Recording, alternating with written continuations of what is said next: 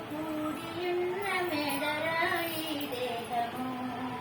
నిత్యమాయి దేహము ఏది నిత్యం ఏద నిత్యం పసితనంబున విరగబూసెడి పోసి నవ్వులు నిత్యమా యవనమందున కలుగజేసెడి కామ సుఖములు నిత్యమా పసితనంబున విరగబూసెడి పోసి నవ్వులు నిత్యమా యవనమందున కలుగజేసెడి కామ సుఖములు నిత్యమా కౌమారమందున పసితనం వృద్ధాప్యమందున యౌవనం కౌమారమందున పసితనం